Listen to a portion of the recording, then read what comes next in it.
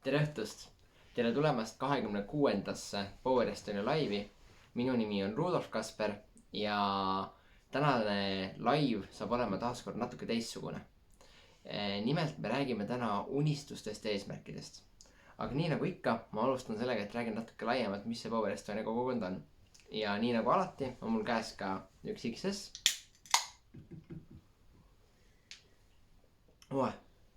Nii, ja mis siis Power Estonia kogukond on? Power Estonia kogukond on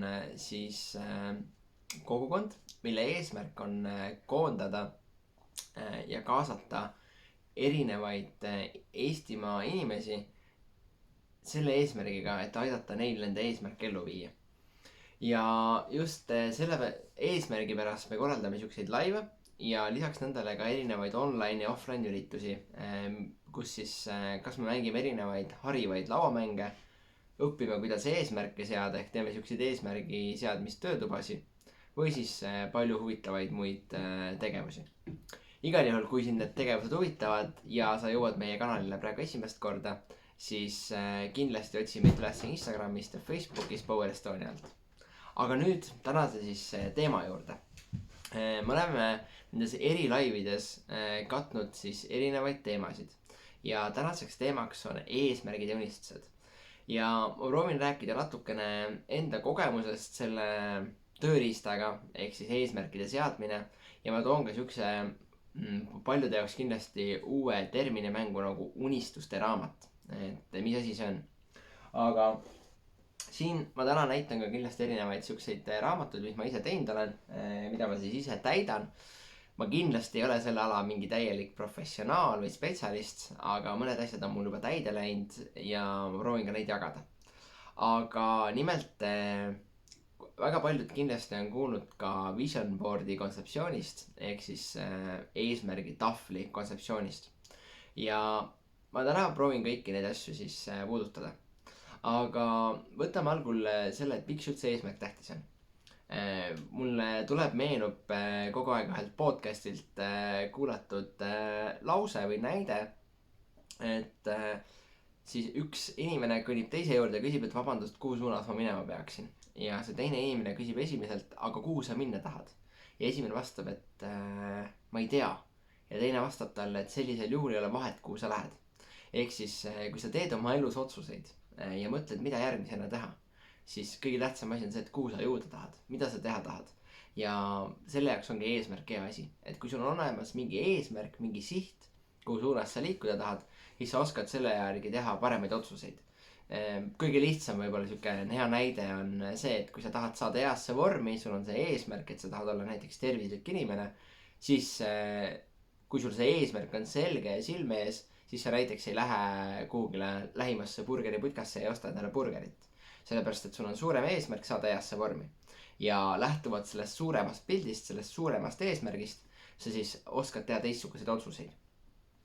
Ja see on nii-öelda üks pool sellest, miks on eesmärk laiemalt vaja. Aga kui me räägime siuksest visuaalsest eesmärgi seadmisest, siis mina jõudsin selleni tegelikult väga noorelt. Ma olin siis 16-aastane, kui minu mentor andis mulle siukse väga raske ülesande. Vähemalt minu jaoks tol hetkel see kõlas väga raskelt. Et ma paneksin kirja 100 unistust või siis eesmärki sellises formaadis, et ma olen need juba saavutanud. Ehk siis kõige lihtsam näide, ma mitte ei pannud kirja, et ma tahan olla tulevikus miljonär, vaid kui mul oleks see eesmärk olnud, siis ma oleksin selle kirjutanud, et ma olen miljonär. Ja mis mina sellest õppisin, ma mäletan, et ma istusin maha kell 6:30 õhtul oma tolleaegses koduköögis ja ütlesin endale, et ma ei tõuse enne püsti, kui mul need 100 eesmärki kirjas on. Ja algus tuli väga lihtsalt. Ma panin sinna, et mul on palju raha, mul on hea tervis, mu tuttavatel läheb hästi, mul on õnnelik suhe. Ma reisin palju, aga peale 5-6 eesmärki ma pidin hakkama tõsiselt süvitsi mõtlema, mida ma tegelikult tahan.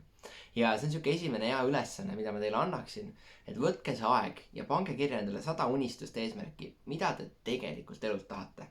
Sest see on hea siukene tööriist, töövahend, mida vaadata ja mille nimel hakata siis järgmiseid otsuseid tegema. Aga mis siis ikka nendest eesmärkidest kasu on? Ma toon ka ühe siukse meie teadushuvilistele siukse termini sisse nagu mandeltuum. nimelt inimese ajus on selline asi nagu mandeltuum. Ja millega mandeltuum tegeleb, on sellega, et kuna inimese silmad võtavad väga-väga palju erinevat informatsiooni vastu, kogu aeg meie ümber toimub midagi. Ja kuna meie aju ei suuda seda kõike informatsiooni siis läbi töödelda, siis mandeltuum on selline asi, mis filtreerib välja informatsiooni, mis meil on vajalik. Mandeltuuma sihukest toimet selgitatakse ka tavaliselt sihukese hea näitega, et kui sa oled kunagi plaaninud osta endale autot ja sa teed mingi konkreetse otsuse mingi auto kasuks, siis peale seda, kui sa oled selle otsuse selle ühe auto kasuks teinud, sa hakkad järjepidevalt kogu aeg märkama linnapildis just neid autosid. Tegelikult me ju teame, et midagi maagilist ei juhtunud ja neid autosid ei ole järsku rohkem, vaid tegelikult siin ongi see hetk, kus mandeltuum filtreerib need välja. Ta saab aru, et su ajule pakub see informatsioon huvi ja sa hakkad neid asju nägema. Ja vot see ongi nüüd täpselt see eesmärk, mille pärast tuleks teha endale siuksed eesmärgi seadmistahvlid või siis raamatud ja neid pidevalt vaadata ja jälgida, et su mandeltuum hakkaks neid asju välja filtreerima, et sa hakkaksid märkama neid asju, mida sa tahad saavutada ja et sa teeksid teadlikult otsuseid selle jaoks, et neid siis eesmärke saavutada. Ja minu esimene eesmärgiraamat oli tegelikult selline, eks see on täiesti tavaline vihik, mille sa võid endale kuskilt tavalisest poest osta. See on tavaline sihuke ruuduline vihik, ehk siis midagi erilist ei ole. Ja ta nagu näete, ta pole mul jätkuvalt täis. Ja sellepärast mõtlen, et ma ise peaks ka selle poolega rohkem tegelema. Mul on küll 3 sihukest raamatut, aga ma ei ole ühegagi täiesti lõpuni jõudnud. Ma neid vaikselt kogu aeg täidan ja nad jõuavad siis samm-sammult lähemale erinevate asjadeni. Aga ma tooksin nüüd mõned näited, mis minul on näiteks läinud täide. Ma kõikidel ei peatu, aga ma toon mõned näited välja, läbi selle tulevad ka kindlasti mõned head õppetunnid. Ja siis ma lõpetangi siukse mõnusa julgustava sõnumiga, mida ma juba praegu ka ütlen, et eesmärk on, et teie teeksite endale samasugused raamatud ja saaksite sarnaseid tulemusi. Ja mõne jaoks see võib kõlada väga totralt ja nõmedalt, minu jaoks ka algul, sellepärast et ma ei ole üldse kunsti- või loomeinimene, aga kuna mulle soovitasid seda erinevad rahvusvahelised ettevõtjad, siis ma sain sellest julgust juurde, et seda päriselt praktiseerida. Aga lähme asja juurde. Siin te näete minu esimeselt kleebitud siis sihukest pilti läbi raskuste Türgi ootab. Nimelt ma alustasin tol hetkel enda ettevõtlusega ja oli üks väga suur kvalifikatsioon, et kes suudavad teha kindla käibemahu siis oma ettevõttega, saavad ühele preemiareisile Türki. Ja tol hetkel see tundus väga ulmeline ja ei oleks olnud eriti realistlik, aga teoorias paberi peal oli võimalik, et ma pääsen sellele. Ja kui oli räägitud sellest kontseptsioonist, et eesmärke tuleb seada ja kleepida, siis ühel sihukesel üritusel esimene pilt, mis mulle silma jäi, oli siis see lause läbi raskuste Türgi ootab. Ja mina sellega kohe kleepisin. Ma võin teile öelda, et ma ei pääsenud sellele kvalifikatsioonireisile, aga ma ei olnud eelnevalt kordagi mõelnud Türgi peale ja mul ei olnud ka mingit plaani Türki minna. Aga kuu aega peale selle pildi kleepimist tekkisid mu emal töö juures siis keerulisemad ajad. Ja ühel õhtul, see oli kolmapäevane õhtu, arutasime kella 8 õhtul, et võiks kunagi puhkama minna. Ja umbes kella 9 ajal arvutist ma nägin ühte pakkumist just nimelt Türki. Ainuke aga, et järgmisel hommikul läheb Lätist juba lennuk.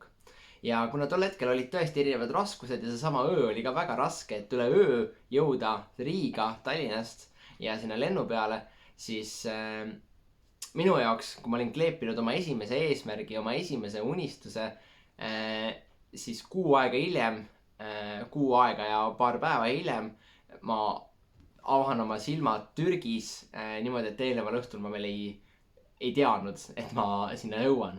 Ja siis ma sain aru eesmärgi seadmise võimsusest, kuidas alateaduslikult ma just võib-olla seda Türgi pakkumist nägin, kuidas ma oskasin suunata neid oma otsuseid ja tegevusi sellele, et sellele eesmärgini jõuda.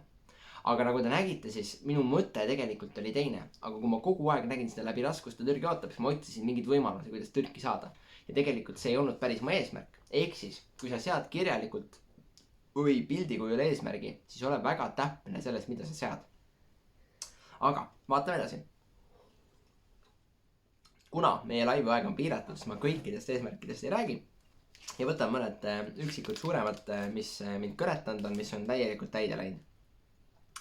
Ja paljud asjad ei ole täide läinud, et see on ka tähtis asi, et protsentuaalselt loomulikult on palju asju, mis alles lähevad täide, aga mõned on ka täide läinud. Siin on näha ühte saali. Nimelt see saal on Euroopa hotelli, tänane Hestia hotell Euroopa saal.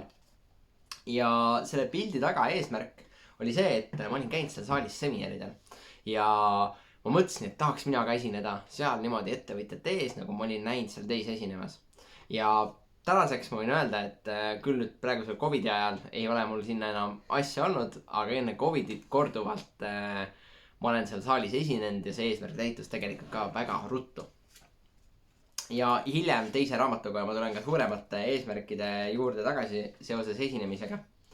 Ja siin on ka mõned väiksemaid, mida ma näitama ei hakka, mis on ka täide läinud. Ma näiteks nägin ühte väga armast jänese pilti, ma võin isegi tegelikult seda näidata.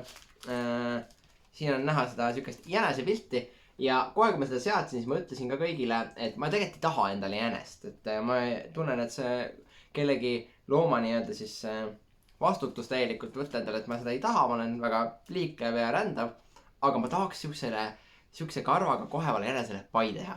Ja umbes 1-2 peale seda, kui ma selle pildi olin kleepinud, tekkis mul võimalus ühte jänest täpselt niimoodi ka paitada. Ehk siis need eesmärgid võivad olla väiksed, need võivad olla suured, täide lähevad need ikka. Siis siit ma rohkem ei peatu, kuigi siin on ka palju asju, mis on veel täide läinud. Aga vaatame edasi.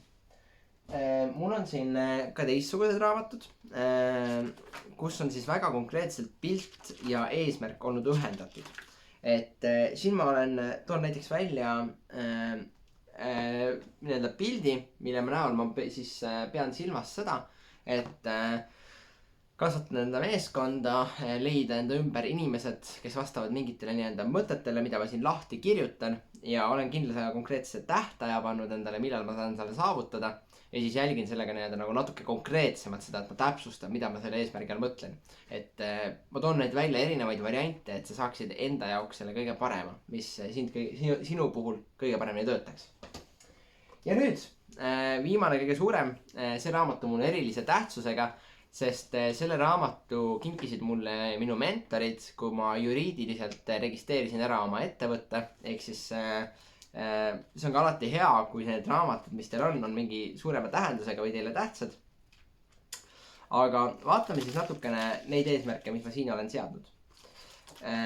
Ja vaatame just neid, mis on siis ka täide läinud.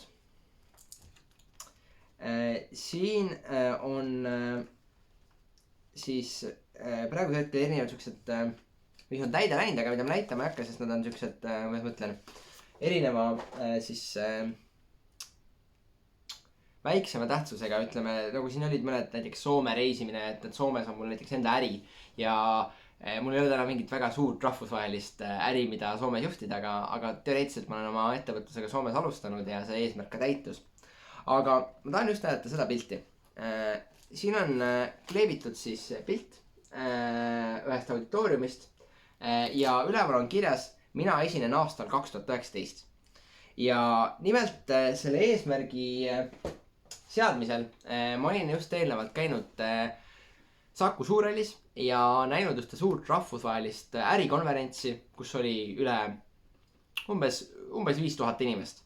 Ja ma olin tol hetkel siis noor inimene oma nii-öelda gümnasisti teekonna alguses ja ma teadsin endale eesmärgi, et mina aastal 2019, ehk siis mõned aastad hiljem, esinen samasugusel laval. Ja vot see tundub minu jaoks ulmeline. Kui ma sel hetkel seda seadsin, ta tundus mulle ulmeline. Kui ma tagantjärgi mõtlen, siis see tundub mulle ulmeline. Aga ma seadsin selle eesmärgi. Ja ikkagi iga mingi aja tagant ma seda pilti ka vaatasin. Ja mida ma tahan teile näidata? Ma tahan teile näidata nüüd pilti tegelikult juba aastast 2018 oktoober, ehk siis isegi natukene varem sellest samalt seminarit, kus ma tahtsin esineda. See on siis Saku Suurhalli laval. See on siis Weekend Seminar for Baltic and Scandinavian countries 12–14 oktoober 2018. ja mul oli võimalus koos siis enda ühe suure Eesti äripartneri mentoriga esineda sellel laval ja rääkida natukene siis enda kogemust noore ettevõtjana. Vau, kui see eesmärk täitus, siis ma täielikult sain aru, kui võimas tööriist on eesmärgi seadmisraamat või sihuke unistuste raamat. Kas need oleks juhtunud, kui ma ei oleks tööd teinud ja vaeva näinud ja õppinud? Loomulikult mitte. Aga need kindlasti aitasid mind hoida sellel suunal, aitasid mul hoida seda fookust. Ja neid eesmärke on veel, aga ma arvan, et see on selline minu jaoks üks võimsamaid, millega lõpetada ärialaselt. Ma toon ka pildi siia Roomast, mille ma siis kleepisin mõned head kuud tagasi ja sellel suvel mul tekkis võimalus minna reisile Rooma. Ehk siis need ei pea olema ärialased eesmärgid. Võib-olla sind ei huvita ettevõtlus, võib-olla sa oled õpetaja, võib-olla sa oled arst, aga sul on kindlasti enda elus mingid eesmärgid ja kui ei ole, siis kindlasti sea endale. Ja hakka neid vaikselt need ellu viima. Hakka neid loomulikult, sellest ei piisa, et sa sead endale eesmärgi ja tugitoolis ootama ja kõik asjad täituvad. Loomulikult mitte. Aga need annavad sulle motivatsiooni, nad panevad sinu jaoks tööle mandeltuuma ja see on selline kasulik hea tööriist, mida ma soovitan kõigil enda äripartneritel rakendada ja seega ma soovitan seda ka teile, meie Power Estonia kogukonna kuulajatele ja vaatajatele. See on meie seekordse laivi peamine sõnum ja see on see, mida ma loodan, et te saate praktiseerida. Kindlasti andke tagasisidet ja kirjutage, kui teil on kogemusi endal ka eesmärkidega ja me kindlasti hea meelega jagaksime seda kas siis oma Instagrami ja Facebooki storydes. Aga seniks kohtume teiega juba järgmises Power Estonia laivis. Jälgige meid Instagramis, likeige meid Facebookis, subscribe'ige meid YouTube'is ja tulge meie järgmistele online ja offline üritustele. Ilusat õhtut teile ja jooge XS-i!